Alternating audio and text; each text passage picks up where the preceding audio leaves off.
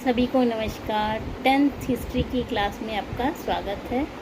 आज हम लेसन का नाम है मध्यकालीन समाज यूरोप एवं भारत पर वीडियो बनाने जा रहे हैं। देखिए, बिल्कुल ही आसान लेसन है। इसमें हम जानेंगे कि जो यूरोप था उसमें मध्यकालीन में समाज कैसा था, उसमें कौन कौन से वर्ग थे।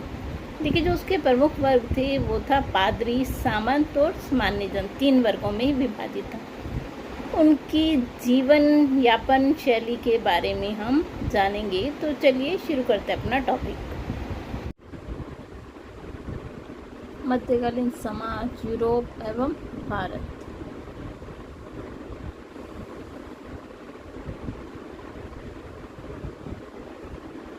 देखिए, सबसे पहले हम मध्यकालीन यूरोपीय समाज के बारे में जानेंगे।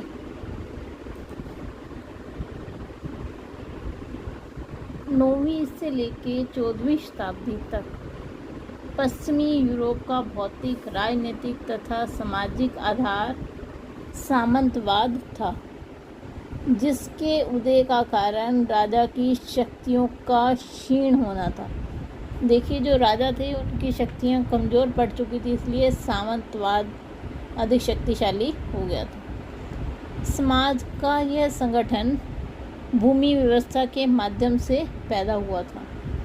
भूमिपति सामंत को अपने राज्य के अंतर्गत सारी जनता का प्रत्यक्ष स्वामित्व प्राप्त था। वो जैसा चाहे उन पर टैक्स लगाए, जैसे मर्जी कर सकता था। मध्य युग नागरिक जीवन के विकास के लिए यह उल्लेखनीय था। अधिकांश मध्ययुगीन नगर सामंतों की गढ़ियों, मठों और वाणिज्य केंद्र के आसपास विकसित हुए। 12वीं और 13वीं शताब्दी में यूरोप में व्यापार की उन्नति हुई। पुरोहित सामंत वर्ग के समांतर ही व्यापारिक वर्ग को भी ख्याति प्राप्त होनी शुरू हो गई। इन्हीं में से आधुनिक मध्यम वर्ग प्रस्फुटित हुआ। चलिए अब हम आगे देखते हैं इससे कि समाज कैसा था।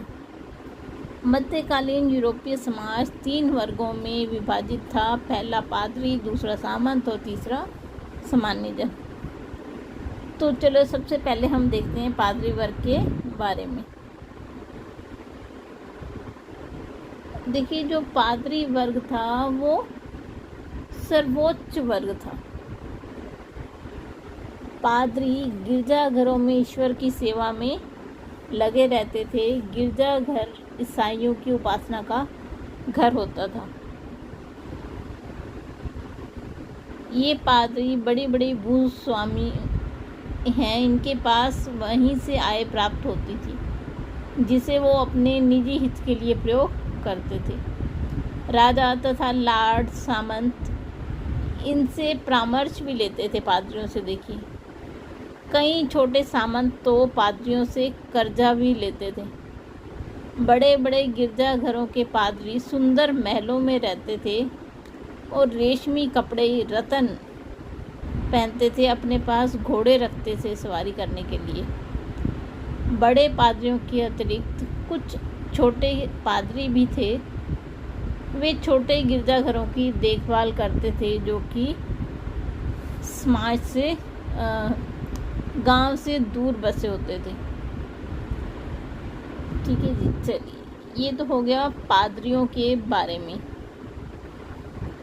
देखिए, पादरियों को जब नियुक्त किया जाता था, उनकी किसी तरह की कोई परीक्षा नहीं ली जाती थी कि भाई इसे उस चीज़ का ज्ञान भी है या नहीं है। चलिए अब हम जानते हैं सामंत वर्ग के बारे में। सामंत वर्ग उस समय का महत्वपूर्ण वर्ग था।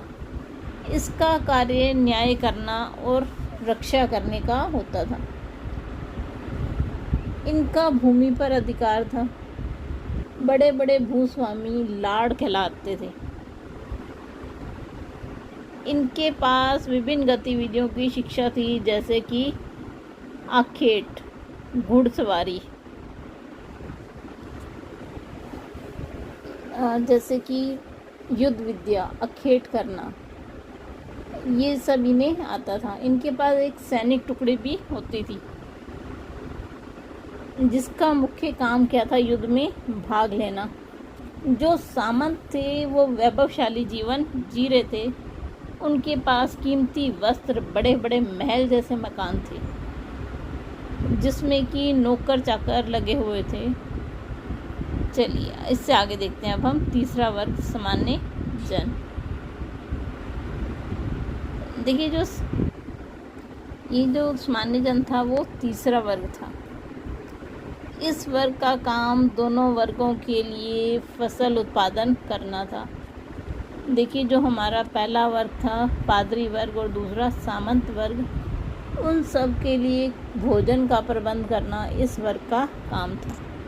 तीसरा क्या काम था, दूसरा काम क्या था, इनमें किसानों के बहुत सारे वर्ग थे। कुछ बड़ी बड़ी भूमियों के स्वामी थे।